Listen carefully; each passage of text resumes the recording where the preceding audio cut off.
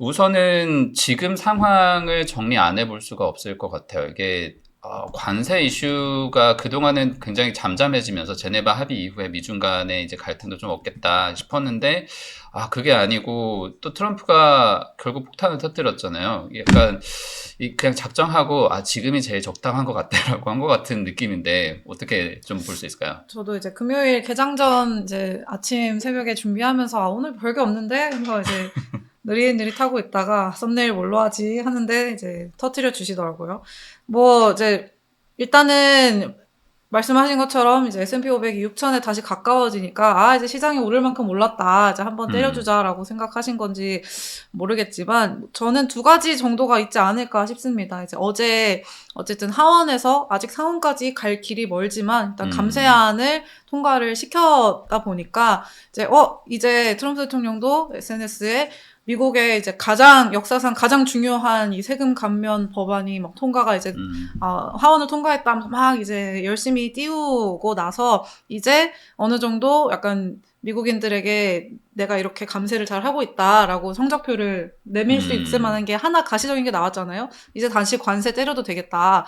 관세를 다시 한번 흔들어도 되겠다. 뭐 이런 게 있지 않은가. 두 번째는 이제 뭐 금리가 너무 오르기도 했고, 다시 한번 침체 우려를 긴장감을 줘서 금리도 낮추고 또 이 지금 일본이나 EU나 협상 제대로 안 하는 거 너네 이렇게 나오면 내가 또 한번 세게 때려줄게 뭐 이런 또 긴장감을 주려는 뭐 그런 타이밍이 아니었나 싶습니다. 트럼프 대통령의 주가 범위는 거의 확정된 것 같아요. 6천에서 5천 사이. 6천 가면 다시 자신감이 이제 꽉 찬 거죠. 이제 내가 마음대로 해도 된다. 뭐 경제는 사실 괜찮잖아요. 엊그제 그 악시오스하고 하워드 러트닉 장관이 나와서 아시오스에서 인터뷰를 하는데 봤는데 이렇게 했어요. 지금 어딜 가봐라. 무슨 우리가 관세 사실 4월부터 때리고 뭐 자동차도 올리고 10% 높이고 다 했는데 실질적으로 10%는 다 높아졌는데 아무도 느낄 수 없지 않냐. 너 매장 가봤어? 느낄 수 있어? 하니까 사람들이 있어 이렇게 대답을 해서 말을 잠깐 못했는데 그런 자신감이 있어요 지금. 그러니까 괜찮은데 우리가 다 해도 괜찮잖아라는 사람들의 어떤 이 행정부 내에 자신감이 있고요. 그거 안 좋다는 얘기를 하는 사람이 없어요. 우선 내각회의를 열면 전부 트럼프 대통령의 영도하에 우리나라는 반짝반짝 이러고 있기 때문에 너무 적절한 전혀 이 어떤 걱정이 없습니다. 그런 상황에서 주가도 올라주고 뭐 이러니까 금리가 너무 올랐네. 좀 낮춰줘야겠네. 사실 금리를 떨어뜨리고 주가를 떨어뜨리는 건 목적이 아니겠지만 금리를 떨어뜨리고 달러를 떨어뜨리고 이건 다 트럼프 대통령이 원하는 거예요. 관세를 때리고 뭐 관세를 때려서 세수를 얻고 이런 여러 가지는 사실 여러 가지 목적 중에 지금 좀 이렇게 해주는 게 어떻게 보면 좋죠. 예. 지금 빈란사 씨 말씀대로 일본이나 유럽이나 뭐 인도나 한국이나 지금 다 그냥 눈치 보면서 영국 저거 하는 거 보니까 받을 게 없겠다. 우리가 주기만 하고 받을 게 없겠다 이렇게 싶었잖아요. 그래서 협상을 늦추고 있으니까 그래 한번 얻어 맞아봐. 너 우리가 90일은 우리가 아주 좋은 호의로 준 거지 그냥 해준 게 아니야. 특히 지금 주가가 다 올라 버렸으니까 충분히 그런 자신감이 생긴 거죠. 그러니까 지금 한번 선배도 정리를 해주셨지만 관세 유예를 하고 나서 뭔가 합의를 한 것 같지만 서명을 한 곳이 한 곳도 없잖아요. 중국하고도 말만 우리 여기까지만 하고 싸우지 맙시다 하고 90일 시간을 준 거라 가지고 이런 상태에서 저희가 예측할 수 있는 것들이 더 줄어든 것 같은 느낌이 좀 들어요. 그래서 관세 얘기라는 게 트럼프가 이제 말을 할 때마다 시장이 이렇게 또 상황이 바뀌었구나. 그냥 그거를 문자 그대로 받아들일 수밖에 없는 것 같은 느낌인데 조금 이 진행 상황에 대해서 뭔가 전망이라던가 최근에 나온 얘기들 좀 다시 되짚어볼 만한 게 있을까요?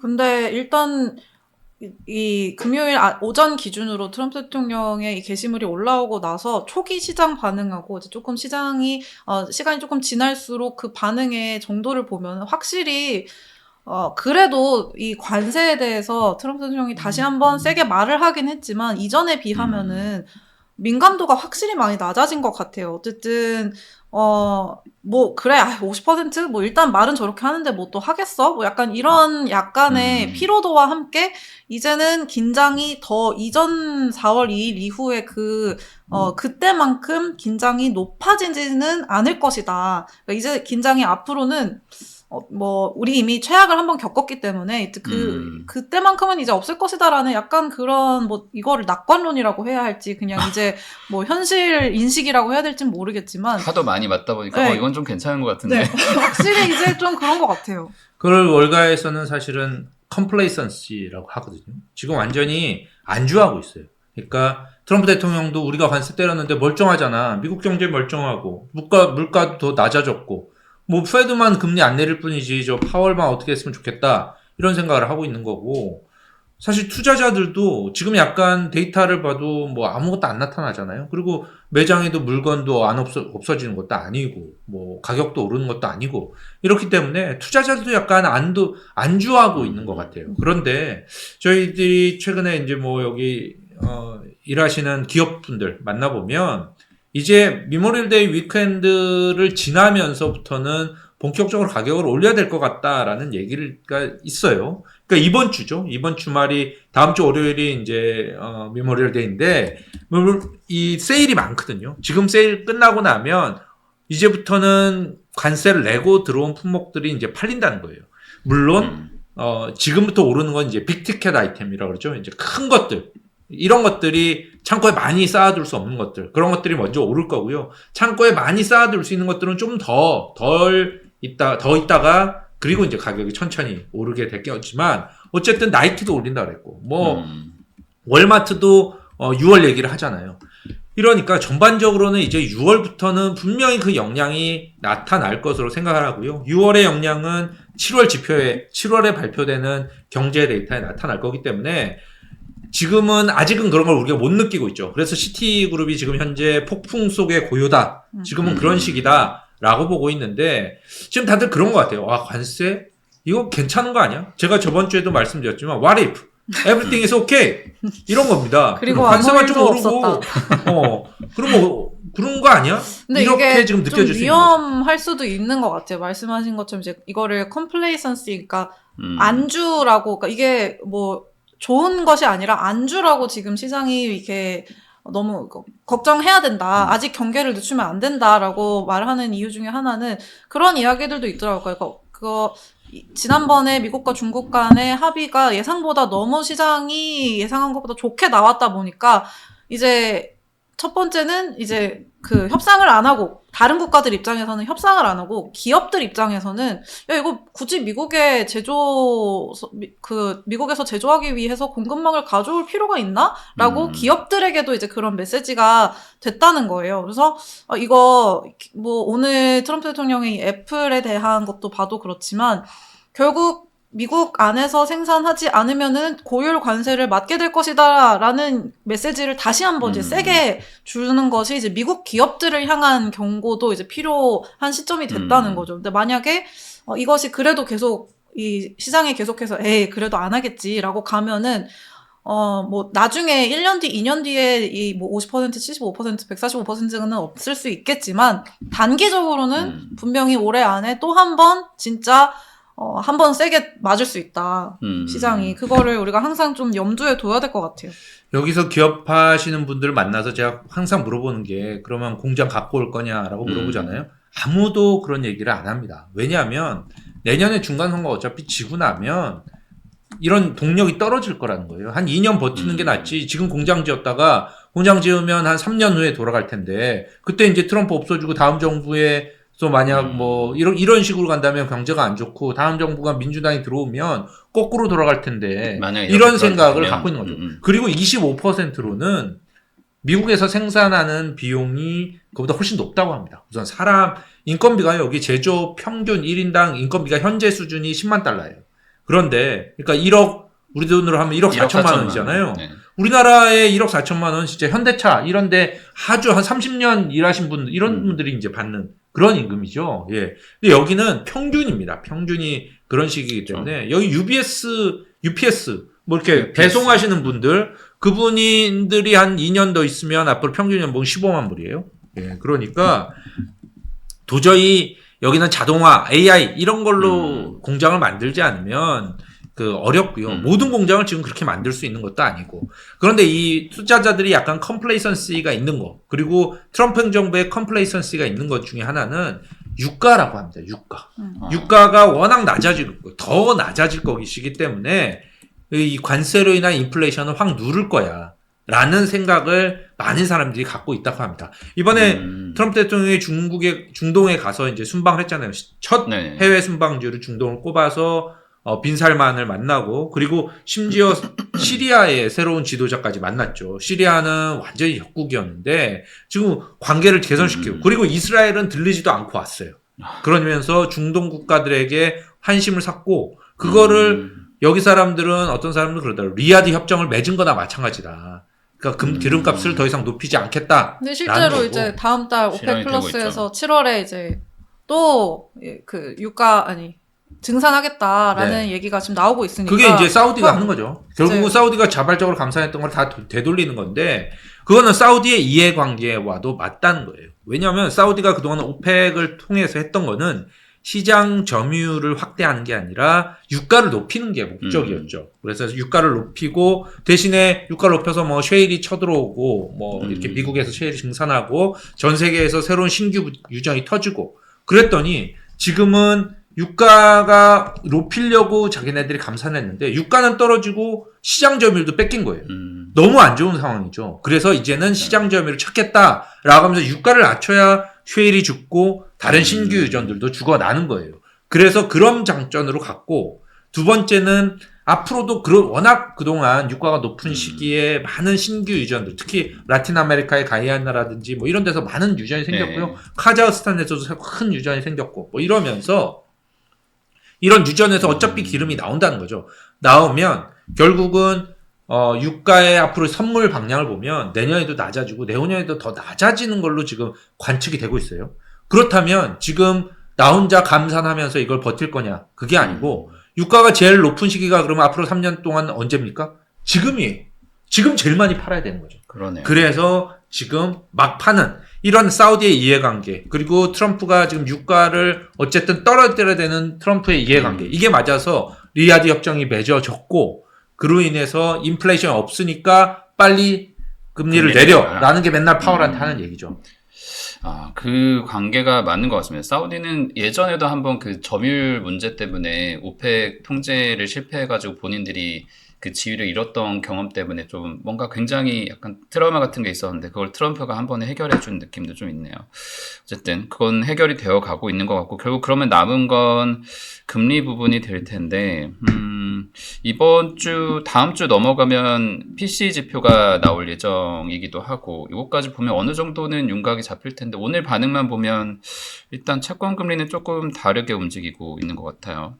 지금 뭐 트럼프 대통령의 이 관세 위협에도 불구하고 금리가 많이 떨어지지는 않고 있습니다. 10년물, 30년물 둘 다 4.55% 밑으로 떨어지는데 실패를 했고, 사실 이제 금리를 내리기 위해서 또 이제 말씀하신 그 유가 내리기 뭐 여러 가지들이 있을 텐데, 뭐 사실 여기에서 저도 요즘은 하도 이제 금리 채권이 전체 시장 분위기를 주도를 하다 보니까 여기에 월가에서 만나는 분들께 많이 물어보고 다니는데 뭐 국채가 문제가 있을 것이라는 뭐 그런 이야기는 뭐 사실 그렇게 신경 쓰지 않는다. 대안이 있느냐. 결국은 미국채. 그래도 미국채에 대안이 없기 때문에 물론 이전보다 조금 뭐 덜 살 수는 있겠지만 사람들이 절대 뭐 사람들이 이야기하는 무슨 셀 아메리카 이런 것은 없을 것이다라고 하는 것이 전반적인 월가 이야기인데 사실 요즘은 일본 국채에 대한 이야기들이 다시 조금 많아지는 것 같아요. 제가 사실 미국 국채 금리만 오르는 게 아니거든요. 최근에 일본, 독일 뭐 다른 나라 국채들도 상당히 많이 올랐는데 특히 일본 금리가 많이 상승을 했어요. 근데 이 일본 금리를 지켜보는 이유는 또 일본 국채도 굉장히 이 전 세계의 금융시장에 이 잔잔하게 이 캐리의 이 담보로서도 굉장히 많이 퍼져 있기 때문에 진짜로 일본 금리가 앞으로 계속해서 이렇게 상승이 되면 또 BOJ도 금리를 올리고 그렇게 되면 이게 오히려 미국 국채에 대한 뭐 최근에 이런 셀 아메리카 내러티브보다 훨씬 더 강력하게 금융시장에 부정적인 영향을 가져올 수도 있다. 이런 이야기들이 오늘 아침에도 뭐 그런 리포트들이 뭐 두세 개씩 보이고 그러더라고요. 요즘 그런 게 조금 오히려 불안한 것 같아요. 근데 제가 그 일본 뭐 물론 전 세계 국채 금리가 다 오르고 있죠. 일본도 오르고 있고요. 독일도 오르고 있고 뭐 유럽도 오르고 있고 영국도 오르고 있고 다 오르고 있습니다. 오르고 있는데 다른 나라들은 금리가 오르면서 환율이 깨지지는 않거든요. 근데 미국은 지금 금리가 오르면서 달러가 흔들리는 그런 상황이 이어지고 있어요. 이 얘기는 둘을 더하면 결국은 채권을 팔고 돈을 빼나간다. 이런 얘기거든요. 금리가 올라가면 사실은 채권의 매력도가 높아지기 때문에 오히려 금리가 뭐 막 팍팍팍 오를 때는 모르겠지만 어느 정도 올라가서 멈추고 나면 사람들이 이걸 매수를 하거든요. 그러면서 이게 금리가 다시 약간 안정이 되고 환율도 강세를 보이고 이런 식의 움직임이 선진국이었어요. 특히 기축통화국에서는 그런 움직임이 나타나는데 지금은 미국은 약간 그런 게 아닌 거죠. 이 달러에 대해서는 계속해서 앞으로 안 좋게 보는 월가의 대부분이 다 달러는 안 좋을 거다라고 보고 있고요. 저는 물론 그 모건 스탠리 같은 데가 이제 there is no alternative. 그러니까 대안이 없다. 그래서 결국은 다시 올 거다. 저도 알아요. 대안이 없습니다. 이렇게 크고 유동성이 많은 시장이 없기 때문에 전 세계 연기금 뭐 이런 데서 살 수밖에 없어요. 하지만 그 포지션이 지금 너무 과도할 수 있다는 거죠. 현재 너무 과도하기 때문에 지금부터 약간은 축소할 수 있는 그런 가능성들이 있고요. 제가 최근에 미국을 보면서 도널드 트럼프 대통령의 정책을 보면 미국의 어떤 갖가지 장점들을 스스로 없애버리는 그런 느낌들이 좀 있어요. 그게 장기적인 어떤 성장률을 저해하는 요소거든요. 그 대표적인 게 하버드 대학에서 외국인 학생들을 못 받게 한 거. 이런 거는요. 진짜 충격적이었죠. 네. 이 미국은 전 세계 인구의 4%입니다. 중국이 전 세계 인구의 17%예요. 예, 그렇게 차지하고 있는 나라에서 경쟁을 하고 있는 거는 미국이 충분히 거기서도 기술 경쟁력을 확보하고 있는 거는 전 세계 천체들이 미국의 대학에 몰려와서 열심히 공부한 다음에 미국에 남거든요. 그런데 지금 최근에 취한 조치를 보면 우선 대학에 공부 못하게 했고요. 그리고 대학의 R&D 자금을 다 끊어버렸습니다. 이번에 R&D 자금을 다 끊어서 미국 대학들이 가진 굉장히 큰 장점이 풍부한 R&D 자금이었어요. 그런 자금도 끊었고요. 그리고 세 번째 이번에 법안에 들어온 것 중에 하나가 외국인들, 그러니까 시민권자가 아닌 사람, 영주권자들도 외국에 송금을 할 때 송금에 대해서 3.5% 리미턴스 텍스를 부과하기로 했습니다. 이거는 약간 후진국에나 있는 거거든요. 자본 이탈을 자금 이탈을 방지하기 위한 조치인데 이거를 이제 세수 수단으로 놓고 워낙 그렇게 많은 사람들이 미국에 들어와서 돈을 내보내다 보니까 여기에 대해서 이제 세금을 3.5%를 때리기로 한 겁니다. 그런데 이거는 미국의 위대함은 어디서 나왔냐면 오픈리스에서 나왔어요. 이 열려있는 나라, 그리고 모든 것이 섞이는 나라. 이런 거였는데 이걸 막아버리고 있고요. 오지 말라는 얘기고 공부하더라도 가서 떠나라 라는 얘기죠. 여기서 일해서 돈 보내지 마. 너 그냥 여기 있지 마 라는 얘기이기 때문에 이 모든 것들이 뭐 단순간에 금방 없어지진 않겠죠. 근데 이게 10년, 20년 지나면 패권을 어떻게 보면 미국의 이런 장기적인 패권을 줄일 수 있는 거고요. 이 T.S. 롬바드의 다리오 포킨스 같은 사람은 여기에 대해서 과거의 역사를 보면 기축통화 국가의 기축통화는 약 1센츄리 정도가 한계였어 라고 얘기하고 미국의 달러가 1944년에 브레튼 우즈 체제로 이 기축통화가 됐기 때문에 이제 거의 다 됐어. 수명이 다 했다. 그런 얘기를 합니다. 스스로 지금 그렇게 미국의 커다란 장점들과 이런 것들을 깎는 그런 조치를 취하고 있는 거죠. 일단 하버드도 지금 오늘 아침에 이 트럼프의 이 조치에 대해서 이제 다시 이제 소송을 하겠다라고 한 상태긴 한데 진짜 너무 충격적인 이야기기는 했죠. 아예 지금 들어와 있는 외국인 유학생들도 다 나가라는 이야기니까 정말 뭐 지금 새로 받는 걸 막는 것도 당연하고 근데 이제 그것과 여러 가지 요인들로 인해서 이제 달러가 계속 이제 약세로 갈 거다라는 것인데 제가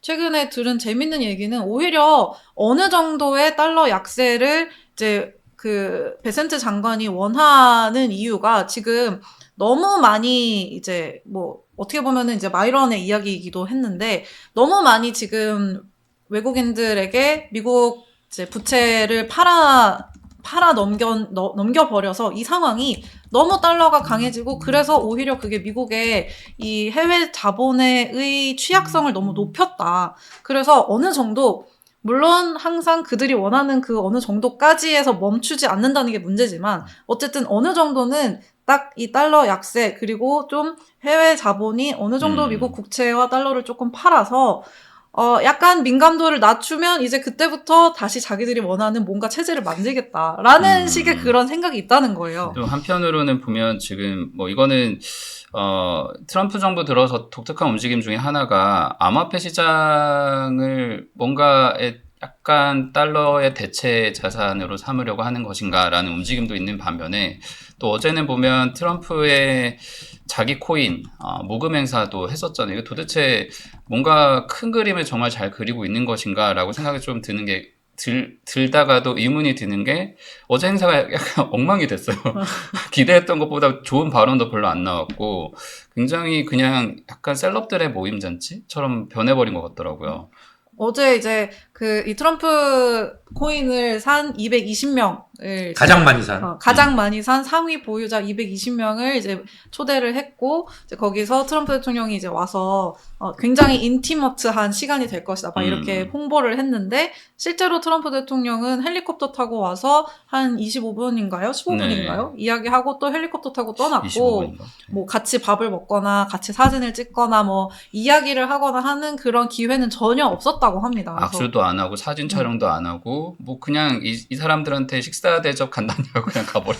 그리고 뭔가 혹시 이 자리에서 뭐 또 이 크립토에 대한 뭔가 우호적인 새로운 발언이 나올까 굉장히 기대들을 많이 했는데 그냥 이 기존에 이야기했었던 이 암호화폐 리저브 뭐 이 이야기만 하고 이제 바로 떠났다고 하죠.